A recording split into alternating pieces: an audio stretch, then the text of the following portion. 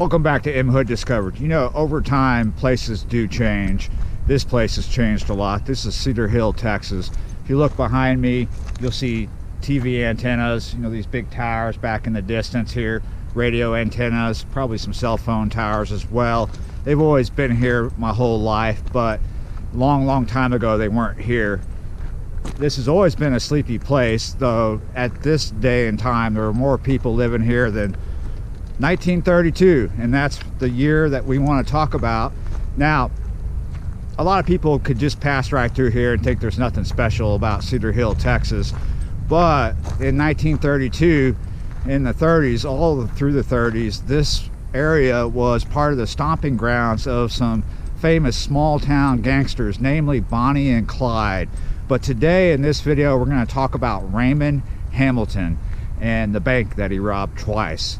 Let's walk down into town and check that bank out. As I walk into town from the tracks and the church bell goes off, that is the most annoying church bell ever. That wasn't here in 1932. So as I walk down the road here to the bank, a lot of these things were here, a lot of these buildings were here in 1932. Some weren't. I don't think this property looked like this in 1932. But there may have been a business here. I don't believe this strip here, this mall strip mall, I don't think this quite looked like this in 1932. Some of these houses were here. This road was definitely here, and the railroad tracks were definitely here in 1932. There definitely was not a florist here in 1932. But this strip here, these buildings were here. They just were different businesses. Couldn't get a Euro Cafe coffee in 1932. But I bet you could get a cup of coffee. I don't think there was pizza over there.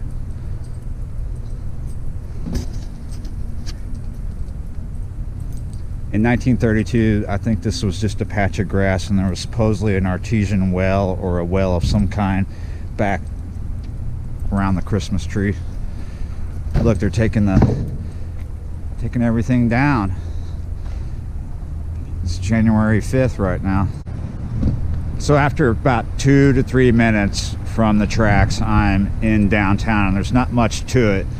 Before I show you the bank building, I want to give you an idea of just how big this is. This is a restaurant called Babes. I've walked around this before. We will wrap around it. Most of the buildings are on this side here. In front of us, let's get over there and I'll show you. All right. This building is the old blacksmith building, and now we're on the south side of Babes. Here's a little tower art for you. Let's walk around Babes, check out the old gas station.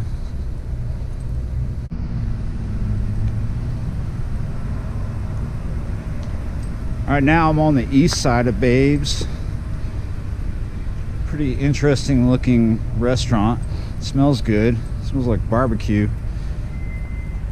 I say gas station, I'm not 100% sure. I think this was a service station at one time. My father may have worked there.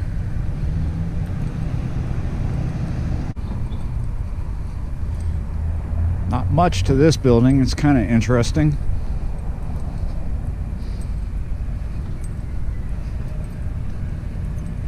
Huh. Cheeky cactus.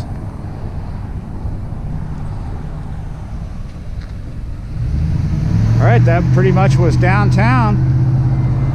Not much to it, but there's a lot of history. I'm sure most of you are familiar with Bonnie and Clyde, famous gangster couple from the 30s. They were from Midlothian, Texas, I believe. They had a hideout just south of town here out in the sticks Raymond Hamilton, you may not know, but he was one of their sidekicks. I think he was their main sidekick, and he was from this area too. We're walking up on the bank building. When you see pictures of this, it looks much bigger, but it's actually quite small. This is the east side of it. Here's the front of the building. As you can see, it is fairly small, and it's a barber shop now. Raymond Hamilton robbed this twice by himself consecutively. First time he robbed it, he just got a bit of money from the front, and then he read in the paper that there was more money that they had hidden, you know, back in the vault. So he came back like basically the next day, from what I have read and have been told, and robbed it again. And he locked the tellers in the vault, and it took a long time for people to realize the bank had been robbed. Like 30 minutes is what is reported out there, and then they got the tellers out. Now, some reports around that time said that there were shots fired, but there were actually no shots fired.